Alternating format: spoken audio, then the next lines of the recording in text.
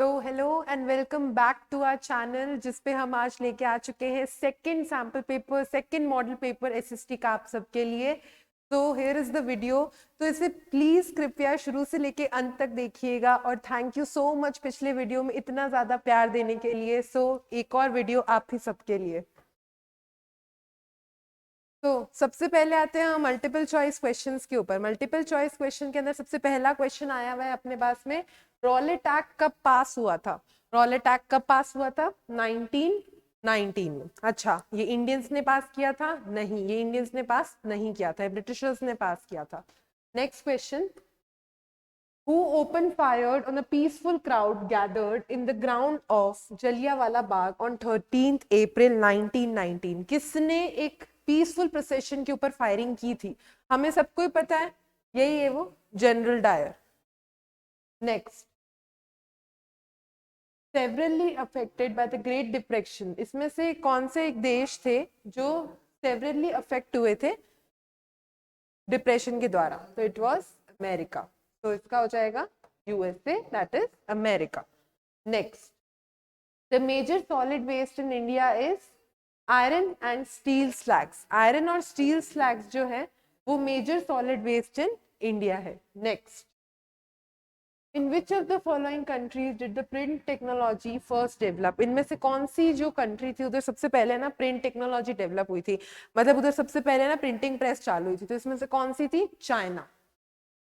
Next, What is the guiding philosophy of BJP? अच्छा, BJP क्या कहती है? बीजेपी एक अपना मोटिव लेके चलती है, दैट इज हिंदुत्व। तो बीजेपी ये कहती है कि एक तो हम हिंदुत्व को बढ़ाएंगे, ऊपर से हम ये चाहते हैं कि तुम अपने बीच में ना एक इंटीग्रल ह्यूमैनिज्म डेवलप करके रखो। तो इसका आंसर हो जाएगा इंटीग्रल ह्यूमैनिज्म। अच्छा, ये होता क्या है? इंटीग्रल ह्यूमैनिज्म का मतलब कुछ नहीं है बेटा, इंसानियत, कि तुम इंटीग्रिटी से रहो और एक इंसानियत अपने अंदर मेंटेन रखो। हिंदू मुस्लिम बाद में आता है, पहले तुम एक इंसान हो। तो वही बीजेपी का मोटिव है। Next, who can primarily do the work of political reform? अच्छा, कहते तो ऐसे सब है कि आप भी कीजिए काम और आप भी आगे बढ़िए, आप ही मतलब देश की सरकार चला सकते हैं, ये वो। बट मेजरली जो काम जिसके हाथ में होता है ना सरकार चलाने का, वो एक ही है, पॉलिटिकल पार्टी। पॉलिटिकल पार्टी अच्छी हुई तो बहुत अच्छे काम होते हैं देश में, नहीं अच्छी हुई तो देश पीछे भी आता है। तो जो मेजर काम है वो किसके हाथ में है? पॉलिटिकल पार्टी के हाथ में। तो इसका आंसर हो गया बी। मेजर रिफॉर्मेशन, जो मेजर चेंजेस कर सकता है वो यही है, political party. Next, communist party was formed in India in 1925। तो ये जो पॉलिटिकल पार्टी वाला जो चैप्टर है ना, उसमें से भी वेटेज आ जाता है। तो ये एमसीक्यू वगैरह उसमें से आ जाते हैं। उसके अंदर जो टेबल्स बनी हुई है, लाइक हर एक पार्टी का दिया हुआ डिस्क्रिप्शन, उसमें ईयर पूछ लेते हैं कई बार। तो ईयर कम्युनिस्ट पार्टी जब आई थी 1925। नेक्स्ट, कंज्यूमर प्रोटेक्शन एक्ट कब पास हुआ था?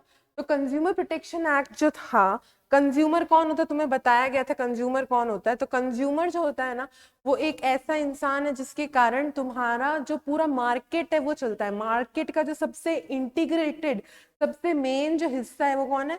कंज्यूमर। तो ये जो कंज्यूमर प्रोटेक्शन एक एक्ट लाया गया था 1986 के अंदर, ठीक है। Next, the expenses for which the Kisan Cooperative Society provide was to its member।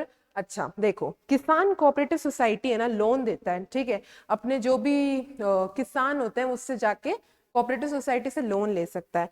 वो लोन किस मकसद से देता है, क्या उसके लोन देने के ऑब्जेक्टिव्स है, वो ये है, ये तीनों ऑब्जेक्टिव्स। पहला objective, for the purchase of agricultural implement, जो भी एग्रीकल्चरल इम्प्लीमेंट्स है, ठीक है, चाहे बीज हो गए, चाहे मैन्योर हो गए, चाहे और कोई भी चीज होगी, ठीक है, तो उसको जो एग्रीकल्चरल इम्प्लीमेंट्स खरीदने हैं उसके लिए। उसके बाद में कल्टीवेशन एंड एग्रीकल्चरल ट्रेड, वो जो भी उसको कल्टीवेशन और एग्रीकल्चर का ट्रेड करना है, बेचना खरीदना करना है, वो सब चीजों के लिए भी ये लोन प्रोवाइड करेगा। तीसरी चीज, उसको कंस्ट्रक्शन ऑफ हाउसेस करना है तो भी ये लोन प्रोवाइड करेगा। So the answer will be all of the above. So answer will be D. Next, agro based industry. अच्छा, एग्रो बेस्ड इंडस्ट्री का मतलब क्या होता है, पहले तो ये जान लेते हैं। एग्रो बेस्ड इंडस्ट्री का मतलब होता है कि जो इंडस्ट्री एग्रीकल्चर पे बेस्ड है, जो इंडस्ट्री एग्रीकल्चर के कारण बढ़ रही है, चल रही है, एग्रीकल्चर उसका मेन रॉ मटेरियल है, एग्रीकल्चर से उसका मेन रॉ मटेरियल आ रहा है, वो होती है आपकी एग्रो बेस्ड इंडस्ट्री। ठीक है, कॉटन के कपड़े तो सभी पहनते हैं, बट जो कॉटन के कपड़े आप पहनते हो वो बनती किससे? रॉ कॉटन से। रॉ कॉटन आती कहाँ से? फील्ड से, एग्रीकल्चर करके। तो ऑब्वियस सी बात है, इसका आंसर क्या हो गया? Cotton textile industry.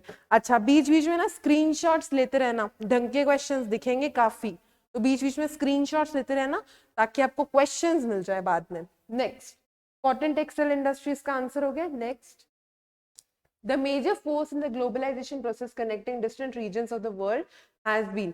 अच्छा, ये ग्लोबलाइजेशन क्या होता है? नेक्स्ट, ये जो लास्ट वीडियो हुआ था ना अपना, उसमें भी मैंने बताया था, अभी वापस बता देती हूँ। ग्लोबलाइजेशन क्या होता है? जब आप ग्लोबली बहुत सारी है ना कंपनीज को उनसे आप बिजनेस बढ़ाते हो, एक्सपोर्ट इंपोर्ट जब इंडिया का बढ़ता है या किसी भी कंट्री का बढ़ता है एट अ ग्लोबल लेवल, उसको आप कहते हो ग्लोबलाइजेशन। तो ग्लोबलाइजेशन किसका लिंक बढ़ा रहा है? ग्लोबलाइजेशन किसके द्वारा बढ़ रहा है? तो वाइसा वर्सा दोनों का सेम ही आंसर है, मल्टीनेशनल कंपनीज।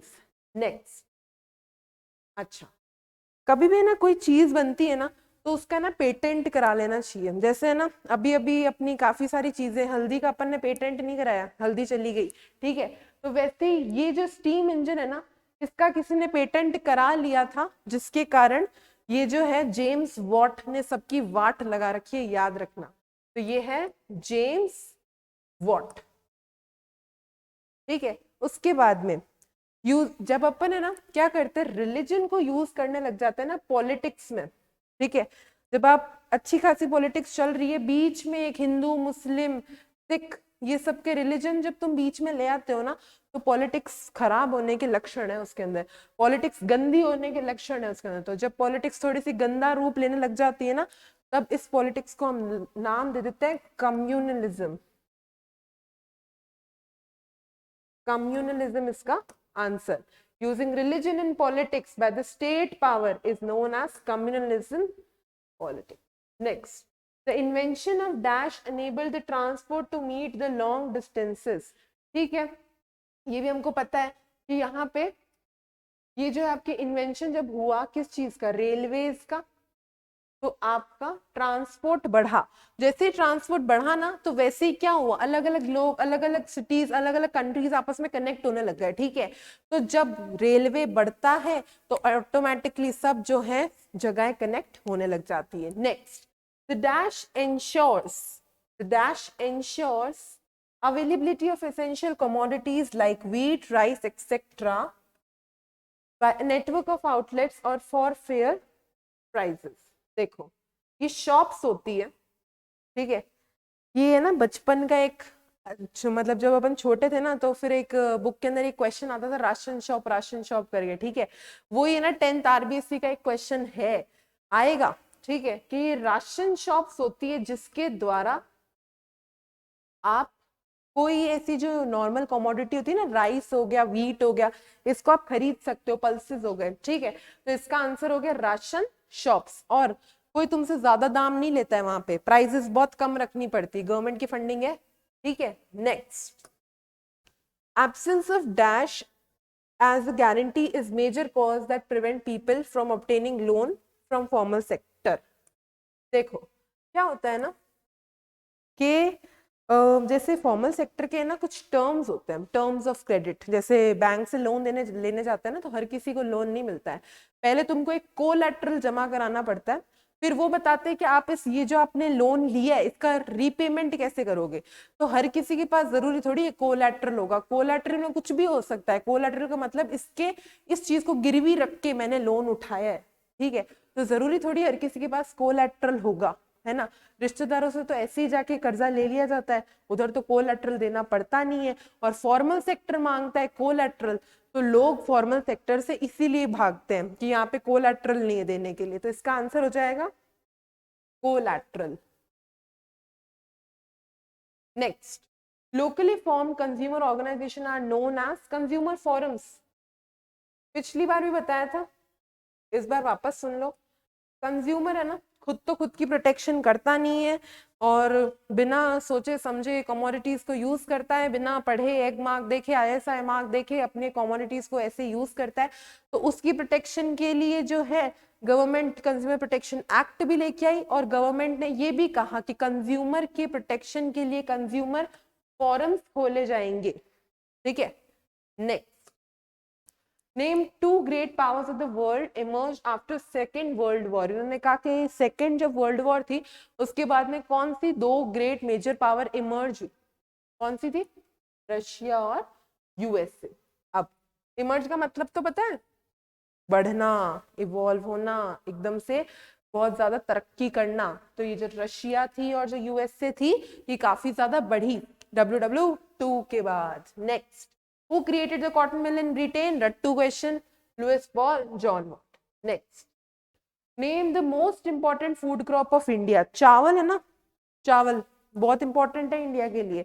चावल क्या होता है ना, हर गरीब इंसान भी अफोर्ड कर लेता है और चावल दोनों स्टेपल डाइट में भी वो खाता है। ठीक है, तो चावल एक ऐसी चीज है जो अपने इंडिया के लिए तो बहुत ज्यादा जरूरी चीज है। तो एक most important food crop of India, India की इकोनॉमी के लिए, इंडिया के डोमेस्टिक मार्केट के लिए, इंटरनेशनल मार्केट के लिए हमारी एक मेजर फूड क्रॉप है rice. Next, why is democracy a good form of government?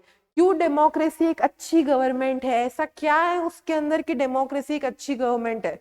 तो सुनो, democracy promotes equality among citizens, it enhances the dignity of individual, it promotes dignity of women and strengthens the claims that of the disadvantaged, it improves the quality of decision making। पता है क्या होता है democracy में? यहाँ पे है ना लोग इन्वॉल्व होते हैं, लोगों की सरकार होती है डेमोक्रेसी, तो हम जानते हैं। तो डेमोक्रेसी में क्या है ना, जितनी ज्यादा यहाँ पे लोगों से डिस्कस किया जाता है, टाइम जरूर लगता है डिस्कशन में, पर जो डिसीजन निकल के आता है ना बाहर, उसकी क्वालिटी होती है उस डिसीजन की। ऐसा वैसा डिसीजन बाहर नहीं आता। ठीक है, तो जो डेमोक्रेसी है वो आपकी डिसीजन की क्वालिटी बढ़ा देती है, क्योंकि वो वहां पे डिस्कशन बहुत होता है, वहां पे पार्लियामेंट में इनफैक्ट लोगों के भी सजेशन सुने जाते हैं और पार्लियामेंट में रखी जाती है बातें, इसीलिए यहाँ पे क्वालिटी बहुत अच्छी है आपके डिसीजन मेकिंग की, ढंग का डिसीजन बाहर आता है। डेमोक्रेसी प्रमोट्स इक्वालिटी, पता है ये तो बच्चों वाली बातें करके आए हैं अपन। इक्वालिटी बढ़ाती है सिटीजन्स के अंदर और डिग्निटी इनहैंस करती है, रिस्पेक्ट उन सब की, उनको ऑब्वियस सी बात है अगर किसी को कोई राइट्स देंगे, फंडामेंटल राइट दे रखी है, तो उसके कारण उस इंडिविजुअल की डिग्निटी बढ़ जाएगी। Next question, why is non democratic government quick in decision making? अच्छा, डेमोक्रेटिक गवर्नमेंट लेट क्यों है?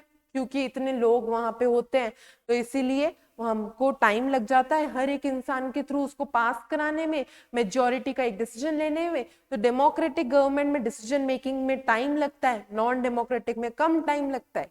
क्यों? क्योंकि वहां पे लेस ओपिनियंस मांगे जाते हैं, वहां पे एक ओपिनियन दिया उसको मानना पड़ता है। तो नॉन डेमोक्रेटिक इसीलिए स्लो प्रोसेस है वहां पे, यहाँ नॉन डेमोक्रेटिक में फास्ट प्रोसेस है और डेमोक्रेटिक में स्लो प्रोसेस। सॉरी, नेक्स्ट सुनिए, तो it is of course true that non-democratic rulers do not have to bother about the deliberation of the assemblies or worry about majority। कोई चिंता नहीं उनको, मेजोरिटी को अच्छा लग रहा है, नहीं लग रहा, नहीं लग रहा, तो कोई भी कुछ भी मानो, नॉन डेमोक्रेटिक गवर्नमेंट में जो कह दिया मोनार्क ने, डेमोक्रेट ने, वो माननी पड़ेगी, जिस पार्टी ने कह दी वो माननी पड़ेगी, सुनी सिर्फ तुम्हारी डेमोक्रेसी में जाती है। सुनो, उसके बाद में वहां पे बहुत क्विक बनेंगे डिसीजन और एफिशिएंट डिसीजन मेकिंग होगी, क्योंकि सारी डिसीजन मेकिंग एक ही ग्रुप के हाथ में, एक ही पर्सन के हाथ में। ठीक है, नेक्स्ट आते हैं अपन प्रोटो इंडस्ट्रियलाइजेशन के ऊपर। ये वाला क्वेश्चन देखा नहीं लग रहा है? पिछली बार किया भी था, है ना? प्रोटो इंडस्ट्रियलाइजेशन बेटा इंपॉर्टेंट है, इसलिए तुमको करवाना बहुत जरूरी होता है। ठीक है, तो ये जो प्रोटो इंडस्ट्रियलाइजेशन है ना, proto industrialisation is referred to as the phase of industrialisation that exist even before factories began in England. तो फैक्ट्रीज के सेटअप होने से पहले जब ये जो फेज चल रहा था ना, उसको कहते हैं अपन प्रोटो इंडस्ट्रियलाइजेशन। प्रोटो इंडस्ट्रियलाइजेशन के अंदर था क्या कि ये जो इंडस्ट्रीज है, इंडस्ट्रीज जो थी वो थी नहीं उस टाइम तक घरों के अंदर या कॉटेजेस के अंदर ही सब चीजें बनती थी। तो यहाँ पे जो एक ये फेज था पूरा, वो था प्रोटो इंडस्ट्रियलाइजेशन का। इसको अपन प्री इंडस्ट्रियलाइजेशन भी कहते हैं। Next, what is water scarcity? Water scarcity क्या होती है? ये एक वो सिचुएशन हो जाती है जब आपका जो वाटर है वो पोर्टेबल अनपॉल्यूटेड वाटर जो होता है वो लोअर हो जाता है एकदम से एक जगह पे, जो कहते हैं ना वाटर स्केर्सिटी आ गई, मतलब पीने लायक पानी जो है वो कम हो चुका है, और नॉर्मल जो ऐसे जो पानी सलाइन और वो सब तो उसकी क्वांटिटी ठीक ठाक है। तो water scarcity is a situation जब आपका जो नॉर्मल पोर्टेबल वाटर है, जो आप पीने लायक पानी है, उसकी जो क्वांटिटी है वो कम हो चुकी है। Next, how can we increase the employment ratio? देखो, 3 काम करने होते हैं जिससे है ना देश में एम्प्लॉयमेंट तुम बढ़ा सको, मतलब देश में है ना रोजगार दे सको। ठीक है, क्या करो? सबसे पहले तो उसको पढ़ा दो। ठीक है, पहला ऑप्शन है उसकी ढंग की पढ़ाई लिखाई करा दो, अपने आप वो कुछ ना कुछ ढंग का कर ही लेगा। दूसरी चीज, एस्टैब्लिशमेंट ऑफ इंडस्ट्रीज, इंडस्ट्रीज खोल दो, जिससे क्या होगा कि तुम इंडस्ट्रीज अगर खोलोगे, इंडस्ट्रीज खुलेगी तो वहां पे as people we want labour, तो लेबर चाहिए तो लोगों को तो एम्प्लॉय करेंगे ही। ठीक है, तो सेकंड इसके अंदर हो जाएगा एस्टैब्लिशमेंट ऑफ इंडस्ट्री।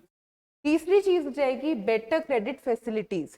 तीसरी चीज क्या हो जाएगी कि है ना तुम लोन देना ज्यादा से ज्यादा चालू करो। लोन क्यों? क्योंकि है ना इंडिया ना एक डेवलपिंग कंट्री है, यहाँ पे ना सपने बहुत है। ठीक है, उनको पूरा करने के लिए उनके पास में इन्वेस्टमेंट नहीं होता, तो अगर तुम उनको थोड़ा इन्वेस्टमेंट दे दोगे कम इंटरेस्ट रेट पे, तो शायद बहुत सारे नए नए एंटरप्रेन्योर्स निकल के आए, शायद बहुत सारे नए नए बिजनेसेस खुले जिससे लोग डेवलप करें। बेरोजगार तो नहीं बैठेंगे कम से कम, तो बेरोजगारी को हटाना है ना, तो ये 3 काम कर लेना ढंग से, तो बेरोजगारी इंडिया से जा सकती है। Next, which kind of reform is necessary in leaders to bring real democracy in India? तो लीडर्स क्या करें कि रियल डेमोक्रेसी आ जाए इंडिया में? Stop divide and conquer policy, stop social division, कुछ मत करो। ये जो ब्रिटिशर्स छोड़ के गए थे ना डिवाइड एंड रूल वाली पॉलिसी, ये छोड़ दो तुम। ठीक है, पॉलिटिक्स में तुम रिलीजन को मत लेके आओ। तुम अगर रिलीजन को पॉलिटिक्स में लाओगे तो ऑब्वियस सी बात है तुम क्या कर रहे हो? कम्युनलिज्म कर रहे हो। ठीक है, ये चीज है ना एक्सप्लोसिव है बहुत ज्यादा, दिस इज एक्सप्लोसिव, तो ये चीज तुम मत करो। तो तुम क्या कर सकते हो? रियल डेमोक्रेसी लेके आ सकते हो। Next, what do you understand bye फतवा? अपन ने देखा था कि फतवा क्या होता है? Religious order issued by a Muslim leader regarding Islamic law. ठीक है, रिगार्डिंग इस्लामिक लॉ, तो इस्लामिक लॉ से रिलेटेड अगर कोई भी मुस्लिम लीडर, ठीक है, या फिर कोई भी रिलीजियस लीडर रिलीजियस ऑर्डर देता है तो उसको आप कहते हो फतवा। ठीक है, फिर आते हैं अपन what is democratic reform? Democratic reform आखिर क्या होता है? All suggestions or the proposal about overcoming various challenges to democracy are called democratic reform. Reform क्या होता है बेटा? बदलाव। अगर कोई तुम चीज है ना गलत कर रहे हो, अगर अपन के मम्मी पापा अपन को कह देते हैं ना ऐसे मत कर ऐसे कर, मतलब वो अपन को है ना रिफॉर्म करना चाह रहे हैं। ठीक है, वो अपन को थोड़ा सा ना सुधारना चाह रहे हैं।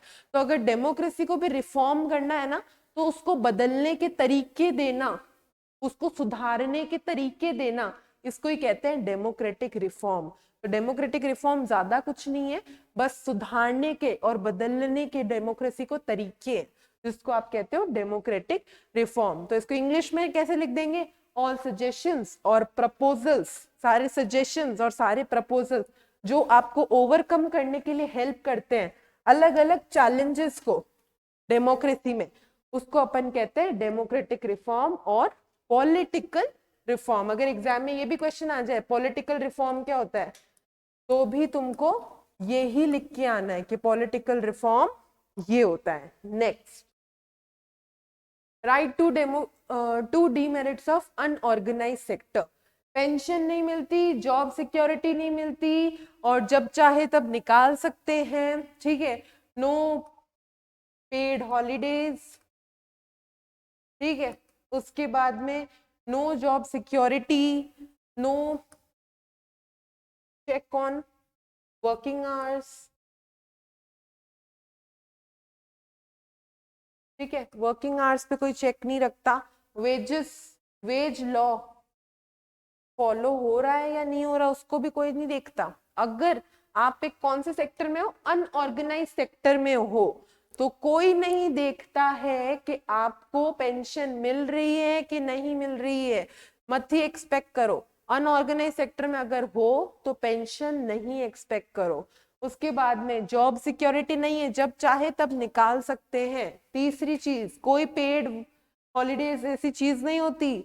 No no check on working hours, कोई वर्किंग आवर्स नहीं देखता, ना वेजेस देखते हैं, ठीक है। तो ये अनऑर्गेनाइज सेक्टर। अच्छा, कौन से सेक्टर होते हैं जो ऑथराइज नहीं है, सर्टिफाइड नहीं है ना गवर्नमेंट ऑफ इंडिया के द्वारा, GOI, इनके द्वारा जो सर्टिफाइड नहीं है, जो जो सेक्टर्स गवर्नमेंट ऑफ इंडिया नहीं देख रही, अनऑर्गेनाइज सेक्टर वही सेक्टर होते हैं। ऑर्गेनाइज वाले जो सर्टिफाइड है गवर्नमेंट ऑफ इंडिया के द्वारा, जो गवर्नमेंट ऑफ इंडिया जिन्हें संभाल रही है, ठीक है।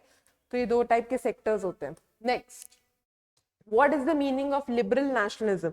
लिबरल नेशनलिज्म का मतलब क्या है? Liberal nationalism stood for many things: individual freedom, equality before the law, representative government, constitution, as well as inviolability of private property. अच्छा, बातें इतनी, काम बहुत कम है इसका। ये जितनी बातें कर रहे हैं उतनी बातें तो है भी नहीं इसके अंदर, ठीक है। तो अब इसमें क्या हो जाता है, देखो इसमें क्या हो जाएगा बेटा कि यहाँ पे इन्होंने बोला कि लिबरल नेशनलिज्म को आप क्या कह सकते हो। सबसे पहली चीज, लिबरल नेशनलिज्म में वो लोग क्या मांगते हैं? इंडिविजुअल फ्रीडम, कि हमको सबको इंडिविजुअली सबको रहने दो, इंडिविजुअल हमको फ्रीडम दो। नेक्स्ट इन्होंने कहा इक्वालिटी बिफोर लॉ दो, मतलब रूल ऑफ लॉ, सब इक्वल हो लॉ के आगे। नेक्स्ट इन्होंने बोला एक ऐसी सरकार हो जहां पे एक रिप्रेजेंटेटिव हो, ठीक है। ऐसे नहीं कि हैप्पीजार्ड सब लोग खड़े हो गए और वहां पे जो है एक हो हल्ला हो रहा है, नहीं, ऐसी सरकार चाहिए जहां से एक ग्रुप हो, उसमें से निकल के एक रिप्रेजेंटेटिव आए, रिप्रेजेंटेटिव उस ग्रुप की डिमांड्स को फुलफिल करे। उसके बाद में यहाँ पे जो है constitution as well as inviolability of private property, कोई भी आपकी जो प्राइवेट प्रॉपर्टी है उसको या फिर आपकी राइट्स को वायलेट नहीं कर सकता, कोई भी आपकी कॉन्स्टिट्यूशनल राइट्स को नहीं तोड़ सकता। यही सब बातें तुमको लिख के आनी लिबरल नेशनलिज्म के अंदर। Next, what are the methods of rain water harvesting in semi arid and arid regions of Rajasthan? देखो देखो क्या होता है ना कि RBSC का पेपर है ना, तो ज्यादा से ज्यादा वो क्या चाहते हैं कि तुम अपनी स्टेट को जानो, ठीक है। तुम्हारी जितनी स्टेट कहते हैं ना अच्छी है, उतनी शायद ही कोई और होगी, ठीक है। तो यहाँ राजस्थान की जो चीजें उनको पर्टिकुलरली अच्छे से पढ़ के जाना होता है, ठीक है। तो ये रहा कि यहाँ पे इन्होंने पूछा कि रेन वाटर हार्वेस्टिंग के मेथड्स बता दो, तो हमने कहा कुछ भी नहीं है, यहाँ पे तुमको क्या करना पड़ेगा, टैंक्स बनवाने पड़ेंगे, ठीक है।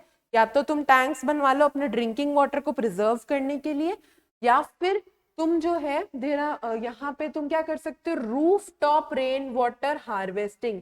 इसके ऊपर है ना बेटा डायरेक्ट क्वेश्चन आ जाता है, कुछ भी नहीं है। Roof top rain water harvesting, ये आपकी रूफ है, दिस इज योर हाउस, और ये आपकी जो रूफ है, इधर आपने जो है पानी को इकट्ठा कर लिया। जब भी रेन्स आती है, whenever the rain comes you collect this water, और यहाँ से एक पाइप कनेक्टेड होती है, इस पाइप के थ्रू ये जो आपका पानी है, ये पानी इस पाइप के थ्रू आता है और इस टैंक के अंदर इकट्ठा होता जाता है, ठीक है। तो पहली बारिश का पानी तो इकट्ठा करते नहीं है, क्योंकि फर्स्ट जो रेन होती है उसको क्या कह देते हैं, एसिड रेन। तो पहली बारिश का पानी तो इकट्ठा करना नहीं है, ठीक है। जो दूसरी बारिश होगी, तीसरी बारिश होगी, उसका पानी इधर छत के ऊपर, रूफ के ऊपर यहाँ पे इकट्ठे करते रहो, और फिर यहाँ से एक पाइप ज्वाइन कर दो। वो पाइप जाके कहाँ मिलेगी, आपके टैंक में, और ये टैंक के अंदर आपका पूरा पानी होता जाएगा रिजर्व। इसको कहते हैं roof top rain water harvesting, ठीक है। So this is your roof top rain water harvesting. फिर इन्होंने बोला और क्या कर सकते हो आप, अपने घरों के अंदर जो अपन नहीं बनवाते टंके, वो बनवा सकते हो, ठीक है। The tanks are constructed inside the main house और the courtyard and are connected to the sloping roofs of the house through a pipe. वही बात है कि ये जो सिस्टम है इन टैंक्स को बनवा दो, आप अपने कोर्टयार्ड में बनवा दो या अपने घरों में बनवा दो, और इनसे डायरेक्ट एक पाइप कनेक्ट कर दो जो रूफ वाले पानी को यहाँ पे इकट्ठा कर रही है। ये मेथड्स आप कहाँ यूज ले सकते हो? सेमी एरिड और एरिड रीजन में। सेमी एरिड और एरिड रीजन मतलब, एरिड रीजन मतलब सूखा, और सेमी एरिड मतलब पार्शियली सूखा। सूखा तो ये वाला रीजन भी है, पर इससे थोड़ा कम सूखा। यहाँ पे थोड़ी बहुत बारिश तो फिर भी आ जाती है, बट एरिड रीजन्स में जो है वो काफी कम बारिश आती है। Next, what was the impact of great depression on India? ठीक है, कब आया था? 1929। अगर कोई ईयर पूछे ना कि ग्रेट डिप्रेशन का ईयर लिखो, ये ही लिख के आओगे। ठीक है, पीरियड था 2-3 सालों का, पूरा पीरियड नहीं पूछते एग्जाम में, एक डायरेक्ट ईयर पूछा जाता है। तो 1929 एक वो ईयर था जब great depression in USA was observed. ठीक है, तो इसके रेपरकशंस ना बेटा इंडिया पे भी पड़े थे। ठीक है, तो इसके रेपरकशंस इंडिया पे भी पड़े थे। ये 2 मार्क वाले क्वेश्चंस चल रहे हैं अपने, ठीक है ना, उसके अकॉर्डिंग ये वर्ड लिमिट सेट हुई है। ठीक है, ऐसा नहीं है कि एक आंसर में ज्यादा लिख दिया, एक में कम कैसे मैम, ऐसा नहीं किया हमने। हमने क्या किया, सबसे पहले एमसीक्यूज, उसके बाद में फिलअप, वेरी शॉर्ट में बहुत कम लिखना होता है, 1 लाइन 2 वर्ड इतने ही बस। ठीक है, मैक्सिमम 1 लाइन तक ही। उसके बाद आता है यहाँ पे शॉर्ट, जिसमें आपको कंटेंट थोड़ा लिखना होता है। ठीक है, तो यहाँ क्या कह रहे हैं, what is the impact of great depression on India? India के ऊपर क्या इम्पैक्ट पड़ा इस ग्रेट डिप्रेशन का? तो इंडिया के ऊपर क्या इम्पैक्ट पड़ा देखना जरा। The great depression immediately affected Indian trade. Indian trade, India का जो मार्केट हुआ करता था, उसको एकदम से इस क्या कहते हैं, ग्रेट डिप्रेशन ने अफेक्ट कर दिया। कैसे, क्या हुआ? India's exports and imports nearly half between 1928 and 1934. India के जो एक्सपोर्ट्स थे और जो इंपोर्ट्स थे, मतलब जो कंट्री से बाहर जाने वाला सामान है, जो कंट्री के अंदर आने वाला सामान है, उन सब की जो डिमांड है वो हो गई बहुत ज्यादा कम। क्योंकि यूएसए कहाँ है? ग्रेट डिप्रेशन में। अगर किसी इंसान के पास में पैसे नहीं है खाना खाने के, तो वो क्या खरीदी करेगा? तो यूएसए ऐसी सिचुएशन में आ चुका था कि यूएसए अब बहुत गरीब है, तो यूएसए कहाँ से एक्सपोर्ट और इंपोर्ट करेगा? इसीलिए उसका जो एक जो ग्राहक था इंडिया, उसके अंदर भी जो इंडियन ट्रेड है वो भी एकदम से डाउनफॉल पे आ गया। नेक्स्ट, इन्होंने बोला as international prices crashed, prices in India also plunged between 1928 and 1934। अब देखो, इंटरनेशनल प्राइसेस जैसी क्रैश अप हुई ना, तो इंडिया के अंदर जो थी वो प्राइसेस बहुत ज्यादा प्लंज हो गई, हाई हो गई। सबको पता है बाहर ज्यादा महंगा मिल रहा है, इंडिया से लेंगे, ऑब्वियस सी बात है कि वो लोगों ने अपनी प्राइसेस को बहुत ज्यादा बढ़ा दिया। सिर्फ बाहर के देशों के लिए तो बढ़ाया नहीं, इंडिया के जो डोमेस्टिक थे यहाँ के मार्केट ट्रेडर्स, उनके लिए भी सिचुएशन क्रिएट हो गई। तो अब क्या होता है सुनो, wheat prices in India fell by 50%. Peasants and farmers suffered more than urban dwellers. अब देखो, wheat prices जो थी वो 50% तक गिर चुकी थी। जो इंडियन peasants थे वो बहुत ज्यादा अफेक्ट हो गए होंगे। इंडियन peasants जो है वो सिर्फ और सिर्फ अपने है ना जो क्रॉप होती है उसके ऊपर डिपेंडेंट होते हैं, अपनी रोज मतलब उनकी जो रोटी है वो उसी से आती है। थोड़ा बेच देंगे, थोड़ा घर के लिए रख देंगे।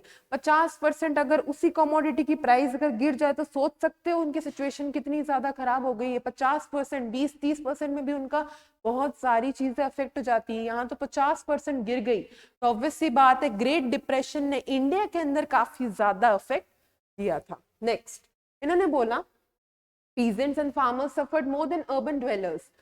Though agriculture prices fell sharply, the colonial government refused to reduce revenue demand. अब peasants ने बोला कि हम जब कमाते हैं तो थोड़ा तो हमको खुद की सेविंग्स के लिए चाहिए होता है, और थोड़ा हमको है ना इनको देना होता है ब्रिटिशर्स को। ब्रिटिशर्स को क्यों देना होता है? क्योंकि ब्रिटिशर्स हमसे रेवेन्यू मांगते हैं, तो हमको ब्रिटिशर्स को देना होता है। तो अब अगर उनके पास में कमाई नहीं हो रही किसानों के पास में, तो ब्रिटिशर्स के पास गए कि हमारी कमाई नहीं है, थोड़ा सा रेवेन्यू कम कर दो। तो फिर ब्रिटिशर ने बोला कोई रेवेन्यू कम नहीं है, जो रेवेन्यू था देना पड़ेगा किसान। तो उस टाइम पे किसान अब क्या करे, ना तो उसके पास कमाई का सोर्स है, और सिर्फ उसको पूरा का पूरा रेवेन्यू जो है वो उसको फिक्स देना ही देना है। तो रेवेन्यू जो था ब्रिटिशर कम कर भी नहीं रहा था और कमाई थी नहीं, तो ये सारे इफेक्ट पड़े किसके ऊपर, एक किसान के ऊपर। इंडियन फार्मर बहुत ज्यादा अफेक्ट हुआ था ग्रेट डिप्रेशन ऑफ ब्रिटेन से। तो ये आया कब था, 1929। Next, give two suggestions to ensure survival for endangered wild life species.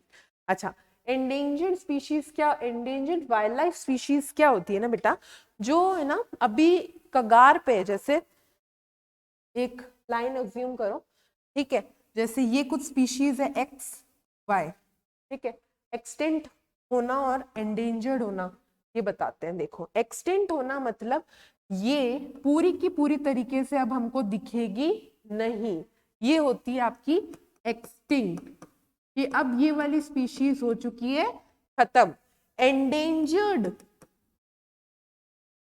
मतलब ये एक्सटिंक्ट की कगार के बहुत ही पास है, ये बहुत जल्दी एक्सटिंक्ट होने वाली है, इनको तो हम नहीं बचा पाए, जो हाथ में उसे तो बचाओ, ठीक है। तो इन्होंने बोला कि 2 सजेशंस दे दो ताकि हम इनका सर्वाइवल करवा सके। किसका, जो कगार के बहुत ही करीब है। कौन सी कगार, एक्सटिंक्ट होने की कगार। तो पहला suggestion, species become endangered for 2 principal reasons, loss of the natural surroundings and loss of the hereditary variety, a deficient। अब देखो उन्होंने कहा कि स्पीशीज है ना 2 कारण से एक्सटिंक्ट होती है। एक स्पीशी रह रही है यहाँ पे, ठीक है, इसके आसपास इसको अगर ढंग का एनवायरनमेंट नहीं मिलेगा तो क्या होगा, the species will get extinct। उसका जैसे पहले का उसका आसपास का माहौल मिला करता था, अगर वो नहीं मिलेगा, वो वेजिटेशन, वो फॉरेस्ट अगर उसे नहीं मिलेंगे, तुम वो फॉरेस्ट काटते जा रहे हो इंडस्ट्री और घर बनाने के लिए, फिर कह रहे हो कि तुम्हारे पास में स्पीशीज खत्म हो रही है। स्पीशीज तो खत्म होगी जब तुम स्पीशीज के रहने की जगह खत्म कर रहे हो, उनका जहाँ पे सर्वाइवल, उनका घर खत्म कर रहे हो। तो स्पीशीज को अगर बचाना है तो उनकी सराउंडिंग्स को सबसे पहले तुमको बचाना पड़ेगा। उसके बाद में लॉस ऑफ हेरिडिटरी वैरायटी, जो उनकी हेरिडिटरी जहां से वो इनहेरिट हो रही है, वो वाली वैरायटी अगर खत्म हो रही है तो आगे कैसे बनेगा। साइंस के हेरिडिटी एवोल्यूशन चैप्टर पढ़ा होगा, उसकी बात चल रही है, हेरिडिटी वैरायटी खत्म हो जाएगी, आगे की स्पीशी कैसे बनेगी। तो अगर आपको स्पीशीज को बचाना है तो 2 ही तरीके हैं, उनका आप नेचुरल जो सराउंडिंग है उसको खत्म मत कीजिए, और उनकी जो हेरिडिटरी वैरायटी है उसका लॉस मत होने दीजिए। तो सजेशंस यही है हमारे 2। Next, explain the climatic conditions required for cotton. Write the leading producers of cotton in India. इन्होंने कहा कि जो रुई होती है ना, उसको उगाने के लिए कैसी क्लाइमेटिक कंडीशंस चाहिए, और लीडिंग प्रोड्यूसर्स कौन है रुई उगाने के मामले में। तो हमने कहा कि वो जो रुई उगानी होती है ना, उसके लिए 20 से 30 डिग्री सेंटीग्रेड का आपको टेम्परेचर चाहिए, 20 degree centigrade to 30 degree centigrade, ये तो हमको चाहिए उसका टेम्परेचर। उसके बाद में 210 दिन के फ्रॉस्ट फ्री टाइम होना चाहिए, 210 दिन पूरे के पूरे फ्रॉस्ट फ्री होने चाहिए। उसके बाद में rainfall during and after sowing season, जैसे आपने सो कर दिया है, मिट्टी के अंदर बीज बो कर दिया है, यहाँ पे sown you have sown your seed and then you will require rainfall, फिर आपको चाहिएगी यहाँ पे रेनफॉल, ठीक है। और उसके बाद में जो है मॉडरेट रेनफॉल चाहिए कि आपको कितनी, 50 से 75 सेंटीमीटर के बीच में। कैसे नापते हैं, ये जो ग्राउंड लेवल होता है उसके ऊपर 50 टू 75 सेंटीमीटर रेनफॉल होगी तो आपकी कॉटन ढंग की ग्रो हो सकती है। Next, major cotton areas in India, Punjab, Haryana, Rajasthan, UP, Madhya Pradesh, Gujarat, Maharashtra, parts of Andhra Pradesh and Karnataka. 2 भी लिख के आओगे तो नंबर मिल जाएंगे, सारे याद नहीं होते तो नहीं करने हैं, ठीक है। Next, why is international trade off the country essential for its economic growth. देखो, इंटरनेशनल ट्रेड नहीं होगा तो क्या नहीं होगा, वहां पे इकोनॉमी बहुत ज्यादा कम हो जाएगी। तो क्या होगा, यहाँ पे है ना ये कैपिटल लेके आती है कंट्री के अंदर, ठीक है। और कैपिटल क्यों चाहिए आपको? इन्वेस्टमेंट करने के लिए चाहिए। कैपिटल है ना, तो कैपिटल मतलब पैसा, ठीक है, रुपीस, ठीक है। तो यहाँ पे आपको कैपिटल चाहिए इन्वेस्टमेंट करने के लिए। तीनों सेक्टर में इन्वेस्टमेंट करना है, प्राइमरी में भी करना है आपको, सेकेंडरी में भी करना है आपको, टर्शरी में भी आपको इन्वेस्टमेंट करना है। तो अगर इन्वेस्टमेंट करना है तो आपको कैपिटल तो चाहिए। और कैपिटल आएगी कहाँ से? जब इंटरनेशनल ट्रेड होगा। इंटरनेशनल ट्रेड कैसे होगा? जब आप क्या हटाओगे? ट्रेड बैरियर्स हटाओगे।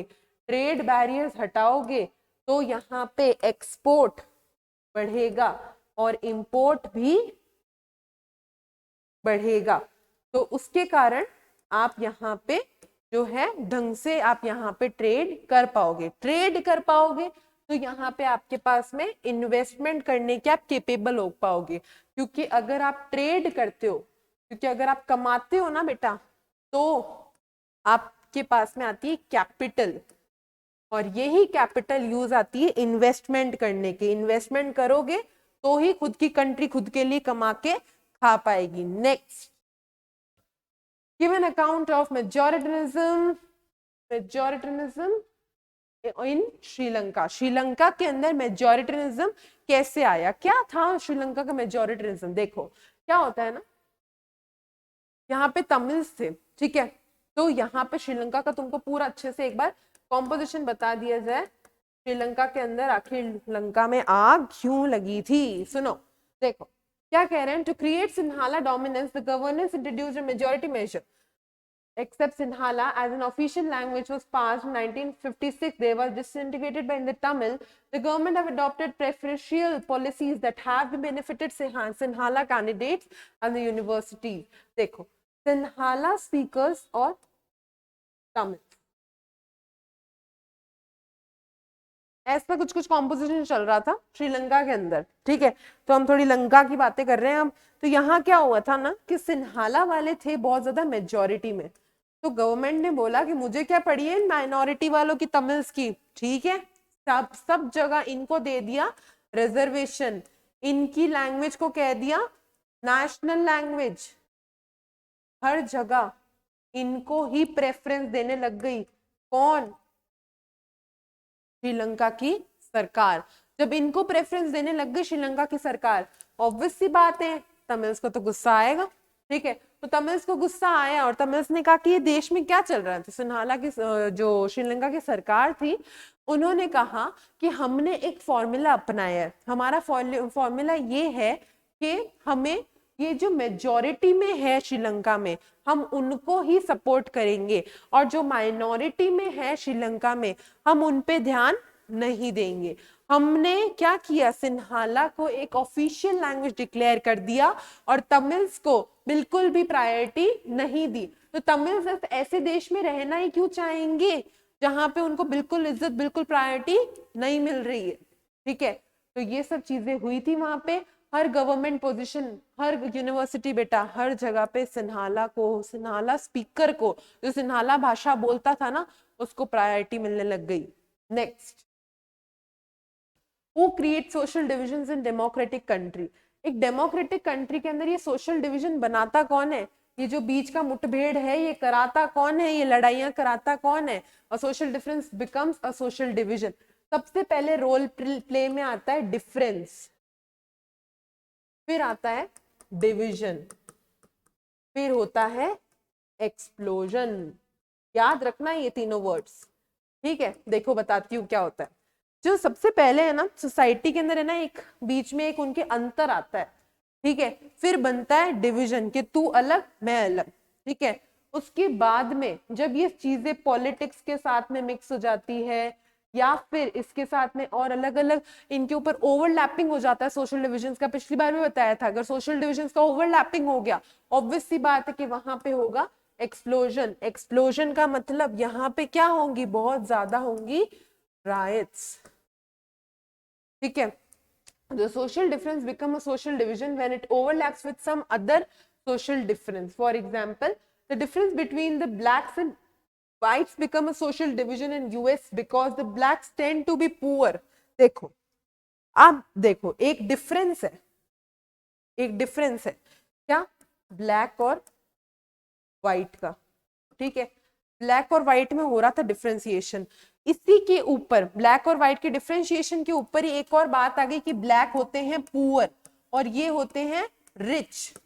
तो इन्होंने कहा कि the rich whites always dominate the black poor, इसी से वहां पे क्रिएट हो गया एक सोशल डिवीजन। तो अंतर किस चीज में लाए तुम, सबसे पहले उनके रेस में, उनके कलर में, कि वो ब्लैक है वो व्हाइट है, उस चीज से डिस्क्रिमिनेट करते करते वो लोग हो गए पुअर, पुअर का भी चीज आ गई वहां पे और ब्लैक और व्हाइट की चीज भी आ गई। तो जब दो डिफरेंसेस हो जाते हैं overlap, then they create a division in a society which is known as a social division। तो ये सिनेरियो चलता है पूरा, ठीक है। Next, what is the reason for the movement of the democracy in Nepal in 2006? The movement for establishment of democracy occurred in Nepal in 2006। तो sorry, तो बेटा जो नेपाल था ना, वहां पे डेमोक्रेसी लाने की जो जागरूकता है वो कब आई, 2006 में।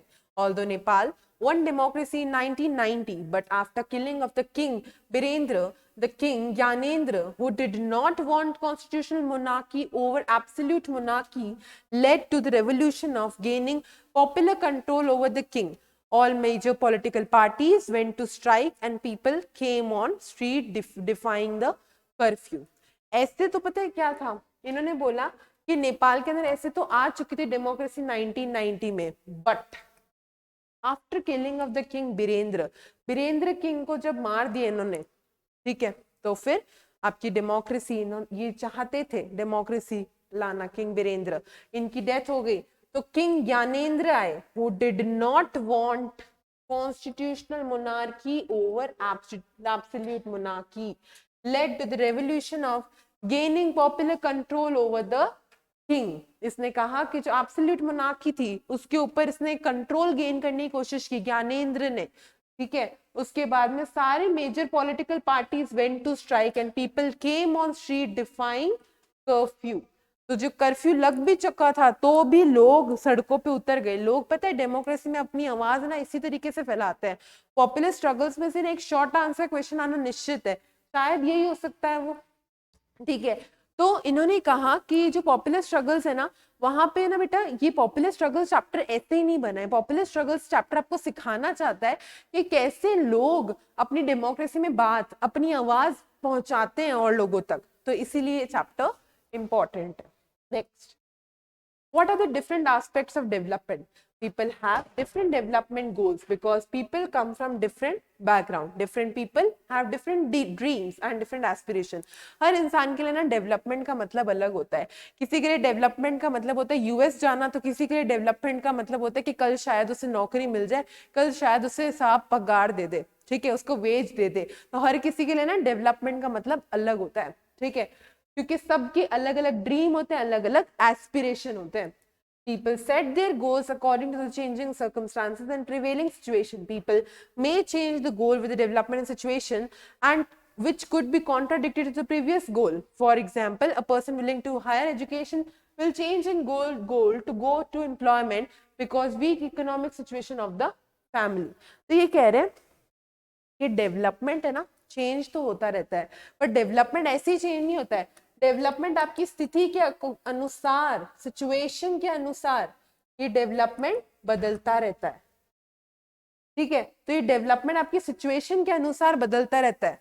और ये जो है डेवलपमेंट, कभी आप चाहोगे, जैसे अभी कोविड आया था तो आप क्या चाहते थे, वैक्सीन आ जाए तो मेरा देश बदल रहा है, ठीक है, मेरा देश बदल रहा है, देश बदल रहा है, तो कैसे, वैक्सीन आ गई, यहाँ पे सबको वैक्सीन लग गई, तो यहाँ पे देश के अंदर थोड़ी डेवलपमेंट मान लिया। डेवलपमेंट कैसे मान लिया, मेडिकल फील्ड के अंदर डेवलपमेंट हो गया। उसके बाद में एक इंसान अगर है ना वो पढ़ाई कर रहा है अभी, ठीक है, तो वो ही अच्छा, वो क्या चाहेगा कि अभी मेरी एजुकेशन अच्छी हो जाए, ठीक है, तो वो ये चाहेगा कि इंडिया का एजुकेशन सिस्टम अच्छा हो जाए। जैसे ही पढ़ लिख लेगा वो क्या चाहेगा कि अब है ना अच्छी मेरी जॉब लग जाए, तो वो क्या चाहेगा, इंडिया के तीनों सेक्टर्स डेवलप हो जाए। तो है ना, लोग अपने अनुसार, अपनी जरूरतों के अनुसार अपने डेवलपमेंट के गोल्स को बदलते रहते हैं। उनके लिए डेवलपमेंट का मीनिंग, उनके लिए डेवलपमेंट के का क्या गोल है, वो सब चीजें बाय टाइम बदलता रहता है, बाय देयर सिचुएशन बदलता रहता है, ठीक है। तो कभी भी डेवलपमेंट का मतलब एक इंसान के लिए भी फिक्स नहीं होता है, तो इंडिया के लिए तो कैसे ही फिक्स होगा। डेवलपमेंट के लिए वैरायटी ऑफ गोल्स होते हैं, वैरायटी ऑफ इंसानों के लिए। Next, suggest two measures to reduce unemployment in India। तो अनएम्प्लॉयमेंट इन इंडिया को हम कैसे रिड्यूस कर सकते हैं? Better education. ये लिखा हुआ तो बस ऐसे ही है बेटा, जैसे एक एक वर्ड लिखा हुआ है, बट इसके अंदर आप बहुत ज्यादा इसके अंदर कंटेंट डाल सकते हैं। कैसे? बेटर एजुकेशन इन्होंने इसलिए कहा कि अगर बेटर एजुकेशन होगी तो बेटर क्वालिफिकेशन है उसके पास में, ठीक है, बेटर क्वालिफिकेशन है तो he can apply in all the 3 sector, and 3 sector में से वो ज्यादा किसको प्रायोरिटी देता है? टर्शरी सेक्टर को। और टर्शरी सेक्टर मांगता क्या है? बेटर क्वालिफिकेशन, ठीक है। तो उसके पास में बेटर एजुकेशन होनी चाहिए, और उसके पास में एस्टैब्लिशमेंट ऑफ इंडस्ट्रीज होनी चाहिए, और उसके पास में फॉर्मल सोर्सेज ऑफ क्रेडिट का आपको इंडिया के अंदर इंक्रीज करना पड़ेगा। फॉर्मल सोर्सेज ऑफ क्रेडिट ये आपको इंडिया के अंदर इंक्रीज करने पड़ेंगे, ठीक है। क्वालिफिकेशन उसकी अच्छी हो जाए, फॉर्मल सोर्सेज ऑफ क्रेडिट बढ़ जाए, और यहाँ पे इंडस्ट्रीज के अंदर एम्प्लॉयमेंट बढ़ जाए, तो यहाँ वो एक इंसान अपने आप को डेवलप मान सकता है, एक इंसान अपने आप का कह सकता है ना, उसका प्रगति हो सकती है। Next, why is the share of formal sector credit is higher for the richer household empire to poor household? इन्होंने कहा रिच के लिए ना फॉर्मल सोर्सेज ऑफ क्रेडिट कैसे हायर है कंपेयर टू पुअर हाउसहोल्ड? बेटा इसका एक मेन आंसर है collateral. Collateral is used as a guarantee. Collateral एक गारंटी की तरह यूज होता है, और ये कोलैटरल हर किसी के पास नहीं होता है, ये कोलैटरल स्पेसिफिक लोगों के पास में होता है। कोलैटरल क्या हो सकते हैं? कोलैटरल कोई भी तरीके के आपके लाइव स्टॉक्स,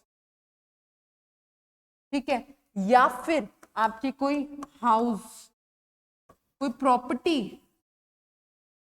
ठीक है, कोई भी तरीके की ऐसी चीज जिसके आपकी कोई वैल्यू उठे, वो सब आएंगे कोलैटरल के अंदर। तो ये कोलैटरल है ना, पुअर हाउसहोल्ड के पास तो मिलता ही नहीं है, मिलता किसके पास है? रिच हाउसहोल्ड के पास में। तो बैंक्स भी ये सोचते हैं जहां गारंटी वहां बैंक। बैंक यही चाहता है कि अगर रिच ने लोन लिया वापस नहीं भी आया तो इसका जो कोलैटरल है उसको बेच के पैसे कमा लूंगा।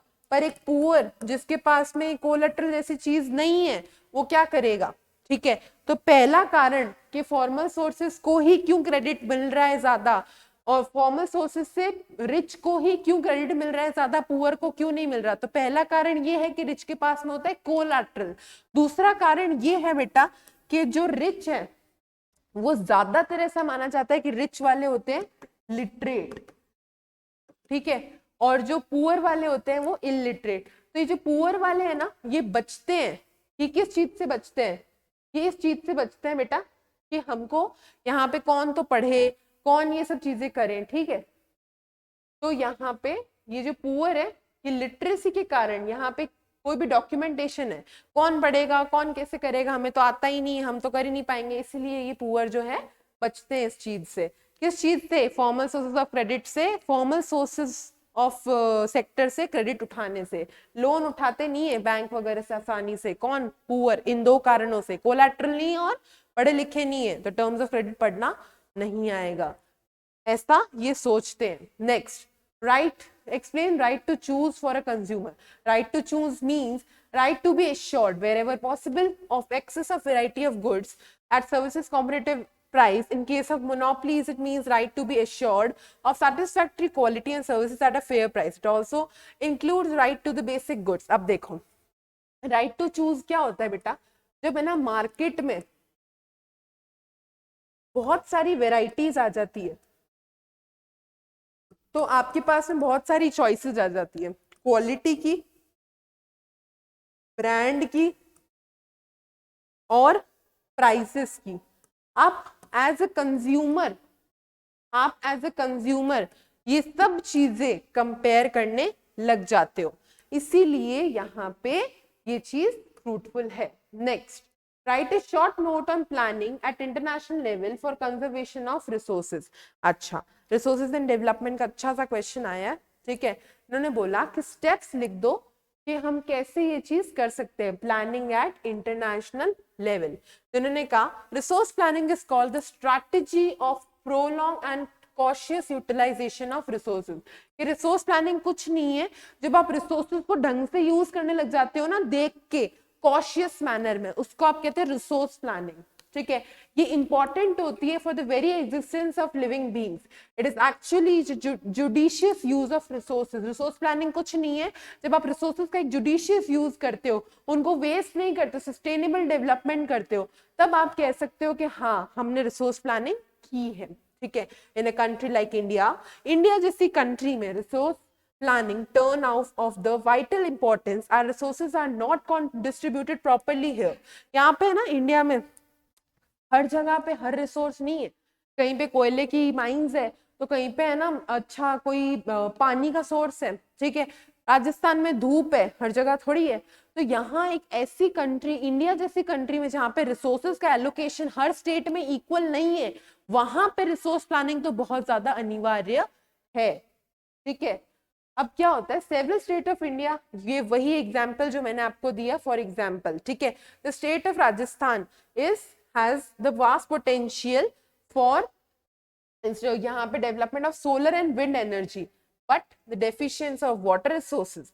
The cold desert of Leh Ladakh has rich cultural heritage, but it is deficient in water and some strategic mineral. It has similar importance on the international level। ये कहते हैं कि रिसोर्स प्लानिंग आपको इसीलिए करनी है क्योंकि इंडिया के अंदर हर जो रिसोर्स है वो अलग अलग जगह पे अलग अलग क्वांटिटी में बटा हुआ है। तो आपको उस क्वांटिटी को सबसे पहले पहचानना है, जहां पे जिस रिसोर्स की कमी है वहां पे वो रिसोर्स पहुंचा दो, जहां पे जिस रिसोर्स का एक्सेस है वहां से वो रिसोर्स उठा लो और फिर सप्लाई और डिमांड करो। तब आप ढंग से आपकी रिसोर्सेज को प्लान आउट करके हर जगह बेच पाओगे, हर जगह उसको यूज कर पाओगे, ठीक है। This is resource planning. Next, what do you understand by reservation? Who are given reservation, why? Reservation क्या होता है? जो SC ST OBC को मिलता है, ठीक है। तो इन्होंने कहा कि रिजर्वेशन क्या होता है ये बता दो, फिर ये बता दो कि किसको रिजर्वेशन देते हो और क्यों रिजर्वेशन देते हो। तो हमने बताया, देखो रिजर्वेशन क्या होता है, in general term it refers to a system or arrangement in which some resources or something is kept aside for use। जैसे ये एक क्लास है, इस क्लास में ये 4 सीटें रिजर्व कर दी कि बाकी कोई भी कहीं भी बैठो, यहाँ पे SC ST OBC ही बैठेगी। एग्जाम्पल चल रहा है ये, ठीक है। ये मत सोचने लग जाना क्लास में भी रिजर्वेशन होता है क्या मैम, नहीं होता है, ठीक है। इन्होंने कहा कि सोचो कि ये 4 सीटें यहाँ पे SC ST और OBC ही बैठेगी, तो बाकी जगह पे भी सब SC ST OBC बैठ सकती है, पर इन 4 पे तो SC ST OBC ही बैठेगी। इसको ही कहते हैं रिजर्वेशन। जब आप किसी को अरेंजमेंट करते हो कुछ सम रिसोर्सेस का, जब आप किसी के लिए कुछ चीज अलग से साइड में हटा के रख देते हो, तो उसको आप कह देते हो रिजर्वेशन। जैसे 4 सीटें अलग से हटा के रख दी, यहाँ तो यही बैठेंगे, वही चीज है, ठीक है। फिर इन्होंने कहा in India reservation in education is common. The government has made a reservation in education and employment for the section of society that have been discriminated. India में रिजर्वेशन किसके लिए किया हुआ है? वो सेक्शन ऑफ सोसाइटी जिसको आपने पहले डिस्क्रिमिनेट किया था ना, अब उसकी बारी आ गई तुम्हारे इक्वल आने की, ठीक है। तो रिजर्वेशन किसके लिए किया हुआ है? उस सेगमेंट ऑफ सोसाइटी को जिसको तुमने पहले यहाँ पे बॉयकॉट करके छोड़ा हुआ था ना, उन्हीं को यहाँ बिठाने की बात है कि उनको एक बार रिजर्वेशन दो, उनको तुम्हारे बराबर अपॉर्चुनिटी दो, ताकि ये भी तुम से जो है compete कर सके। यही होता है reservation. What was Zollverein Club? Why was Zollverein Club established? Write its significance. Zollverein refers to the German customs union which was founded under the Prussian leadership in year 1834। तो एक Zollverein Club था जो 1834 में ढूंढा गया था, ठीक है। ये जो Zollverein था, ये Zollverein क्लब एक Zollverein मूवमेंट के द्वारा आया था। ये Zollverein मूवमेंट पहले चालू हुआ था 1834 के अंदर और फिर इस क्लब की एस्टैब्लिशमेंट हुई थी, ठीक है. It was seen as the important step in the reunification of Germany. याद है वो unification in Germany, unification in Germany और unification in Italy वाला टॉपिक. ठीक है, ये उसी टॉपिक से क्वेश्चन आया है. ठीक है, चैप्टर नंबर 1 हिस्ट्री. ठीक है बेटा. तो ये जो ज़ोलिवरन क्लब था ना बेटा, ये है ना जर्मनी का यूनिफिकेशन करना चाहता था. ये ज़ोलिवरन मूवमेंट के बाद में ये क्लब स्टैब्लिश हुआ था 1834 में, और ये पूरे जर्मनी को एक यूनिफाइड स्ट्रक्चर देना चाह रहा था. ठीक है, इन्होंने कहा ये as a free trade area was created through the Germany via this movement. The union successfully decreased the number of currencies from 30 to 2 and eliminated the tariff barriers. ठीक है, क्या होता था ना, नंबर ऑफ करेंसीज बहुत ज्यादा थी Germany में. 30 तरह की तो करेंसी लेके बैठे हो. ठीक है, उन्होंने कहा कि 30 करेंसी की कोई जरूरत नहीं है, और कितनी कर लो, over 30 to 2 and eliminated the tariff barriers. और इन्होंने कहा जितने भी तुम्हारे टैरिफ बैरियर्स लगे हुए हैं ना, पढ़ा दिए. तो ट्रेड बैरियर, टैरिफ बैरियर, तो मैं अदर मतलब ये कहते हैं ना, tariff is a kind of tax. तो इन्होंने कहा कि ये जो चीजें ये हटा दो, ये बैरियर्स हटा दो, ताकि यहाँ पे इन्वेस्टमेंट्स आए. तो हिस्ट्री, ज्योग्राफी, इकोनॉमिक्स, सिविक्स सब तुम्हारी लाइफ से कनेक्टेड है, अलग से कुछ उठ के नहीं आया है. ठीक है बेटा, ये पूरा तुम्हारी लाइफ से रिलेटेड चीजें होती है. ठीक है, ऑब्वियस सी बात है, टैरिफ्स हट जाते हैं, इंडिया में भी टैरिफ्स हट जाएंगे तो क्या होगा, यहाँ पे ज्यादा ट्रेड बढ़ जाएगा. इंडिया में वैसे काफी ज्यादा हट चुके हैं. यहाँ पे लेके आए थे ना LPG, उसके बाद में लिबरलाइजेशन, प्राइवेटाइजेशन एंड ग्लोबलाइजेशन, उससे क्या हुआ था, ये टैरिफ बैरियर्स ही हटे थे. Next, what are the various ways in which MNCs set up control production in other countries. ये कह रहे हैं कि क्या तरीका होता है जिसके द्वारा MNCs अपना प्रोडक्शन अलग अलग कंट्रीज में संभालती है. क्या करती है ऐसा MNC? Production was predominantly organized within the country until the middle of the 20th century. If we take into consideration the past 30 years, we can understand that the major force and process of the globalization has been in MNCs connecting far away part of the world. देखो क्या होता है ना, यहाँ पे है ना बेटा, MNCs अपने जो आउटलेट्स है ना अलग अलग कंट्रीज में खोल देती है. ठीक है, अपना एक हेडक्वार्टर एक जगह पे बना लेगी, और है ना अपने प्रोडक्शन यूनिट्स हर जगह खोल देगी. ठीक है, और प्रोडक्शन यूनिट भी ऐसी जगह पे खोलेगी जहाँ पे है ना बहुत ज्यादा उसको चीप लेबर मिलेगा, चीप रिसोर्सेज मिलेंगे. ठीक है, और वहां पे है ना अपने वो ऑफिसेस, अपने वो प्रोडक्शन यूनिट खोल देगी, जिससे क्या होगा ना, प्रोडक्शन कॉस्ट उसकी कम आए. प्रोडक्शन कॉस्ट अगर कम आएगी, प्रोडक्शन कॉस्ट होती क्या है, रट के मत जाना, प्रोडक्शन कॉस्ट क्या होती है, एक चीज जैसे ये पेन, इसको बनाने की प्रोडक्शन कॉस्ट अगर कम आएगी तो ऑब्वियस सी बात है कि अगर तेरा इन्वेस्टमेंट कम है तो उस चीज को बेच रहा महंगा है, तो तेरे पीछे बचत भी तो ज्यादा हुई. तो प्रोडक्शन कॉस्ट कम तो बचत ज्यादा. तो ऐसी चीजें देखते हुए MNCs बहुत चालाक होती हैं. यही चीजें देखते हुए MNCs अपने प्रोडक्शन यूनिट्स खोलती है जगह जगह. कि अब हर जगह, अब USA में थोड़ी खोल के बैठ जाएगी हर कोई अपना प्रोडक्शन यूनिट. सबको पता है कि रिसोर्सेज भी महंगे और वहां पे लेबर भी नहीं मिलेगा आसानी से.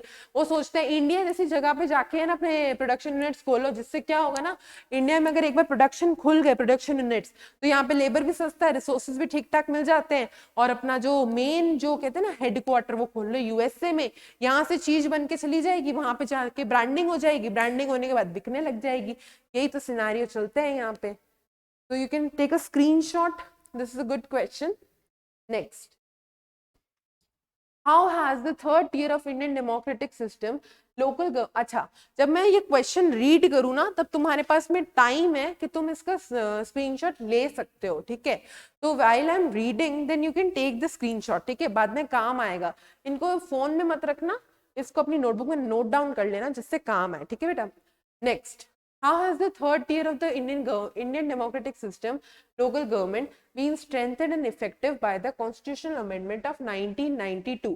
एक कॉन्स्टिट्यूशन में ना अमेंडमेंट किया गया था 1992 में. ठीक है, उस अमेंडमेंट के बाद में क्या हुआ था कि ये जो थर्ड टियर ऑफ गवर्नमेंट है उसको थोड़ी सी स्ट्रेंथ मिल गई थी, वो थोड़ा सा इफेक्टिव हो गया था.